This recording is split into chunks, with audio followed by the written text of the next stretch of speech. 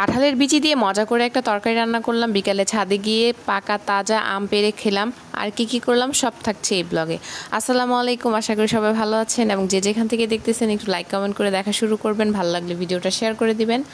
সকালবেলা উঠে একটু ডাল ভুনা করে নিছি, আর ডালটা শেষে একটু বাগার দিয়ে দিব।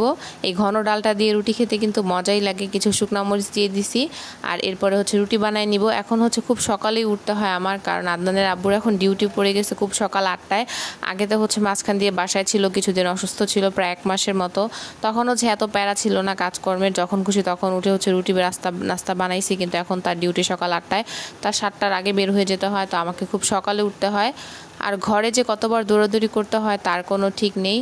এই ঘরে রাউন্ড দিতে হয় অনেকবার। তো আজকে অনেকগুলো কাঁঠালের বিচি নিয়ে নিছি। আমাদের গাছ থেকে যে কাঁঠালটা ছিল ওটা পড়ে গেছিলো, ওই কাঁঠালটা আসলে পচা ছিল, ভালো ছিল না। তো ওই কাঁঠালের কোয়াগুলো ফেলে দিয়ে ভিতর থেকে বিচিগুলো নেওয়া হয়েছে। এই বিচিগুলো কেটে কেটে কী রান্না করবো ভাবতেছিলাম। রান্নাঘরে গিয়ে দেখলাম যে পুঁইশাক কাটা ধোয়া ছিল, তো এই পুঁইশাক দিয়ে কাঁঠালের বিচি দিয়ে মাছের মাথা দিয়ে রান্না করব। আর এখানে বেগুন ছিল কিছু, দেখলাম বেগুনগুলো রান্না করব মাছ দিয়ে। তো বিচিগুলো ভালো করে ধুয়ে আনছি, তারপর কেটে নিচ্ছিলাম 4 ভাগ 2 ভাগ করে। আর তেলের বোতলের মুখাটা আমি একটু ফুটো করে নিছি যাতে কম তেল পড়ে, না হলে দেখা যায় অনেক সময় বেশি তেল পড়ে যায় কড়াইয়ে। এখন পুঁইশাক তরকারিটা আমি বসাই দিব। এখানে আদা রসুন দিব না, আসলে আজকে অনেক দিন আমি কোনো তরকারিতে আদা রসুন খাচ্ছি না। না খেলে না খাওয়াই যায় চলে, তবে কিন্তু টেস্ট ভালোই লাগে, খারাপ লাগে না। আমি সব তরকারিতে এখন আদা রসুন খাচ্ছি না, আদা রসুনটা শেষ হয়ে গেছে, আনা হচ্ছে না আর। তারপরে যে কাঁঠালের বিচিগুলো আমি আগে দিয়ে দিছি, কারণ এটা সিদ্ধ হতে কিন্তু সময় লাগে কাঁঠালের বিচি। তো কাঁঠালের বিচিটা একটু ভালো করে সিদ্ধ হয়ে গেলে এরপরে আমি এটা একটু ভালো করে নাড়াচাড়া দিয়ে দিব। তারপরে পুঁইশাকগুলো দিয়ে দিব। এই পুঁইশাকের সাথে আজকে আলুও দিব না, পুঁইশাকই রান্না করবো। এই পুঁইশাকটা আর কি আমার মামি শাশুড়ির বাড়িতে লাগানো। ওইখানে আসলে আমার দেবর সবজি টুকটাক কিছু লাগায়, যেটা এনে আসলে খাওয়া হয়, শাক সবজি 2-1টা ডাঁটা এরকম বেগুন। তো ওইখান থেকে আসলে এই সবজি আর বেগুনটা আনা।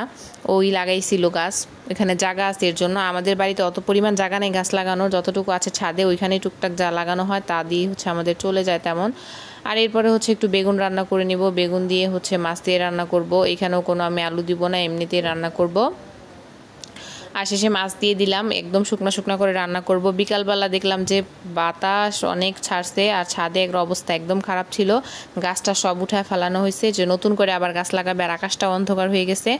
গাছের ডাল ভেঙে গেছিলো বৃষ্টি ঝড়ের সময়, ওই গাছের পাতা ছিল কিছু শুকাইছে। আর এই সাইডে দেখছিলাম যে গাছের পাকা আম পড়ে রয়েছে, তো লাঠি দিয়ে এই পাশে আনার সময় দেখলাম যে আদনান চলে আসছে চাচুর সাথে। ও যে কান্না করে বিকালবেলা ঘুম থেকে উঠে, তো নিয়ে ওকে একটু ঘোরাতে নিয়ে গেছিলো।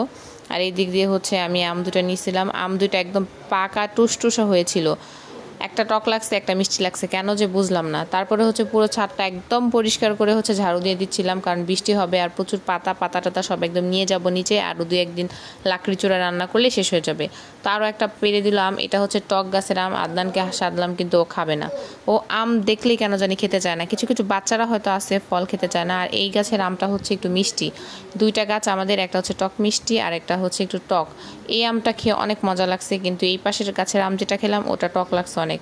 তো এই তো মিষ্টি আমটা আমি ভালো করে ধুয়ে নিচ্ছিলাম। আমাদের ছাদে একটা কল ছিল গাছে পানি দেওয়ার জন্য, টাঙ্কির পাশে, তো ভালো করে খেলাম। আর আজকের ভিডিওটা এতটুকুই, যারা দেখছেন অবশ্যই একটু লাইক কমেন্ট করে দিবেন।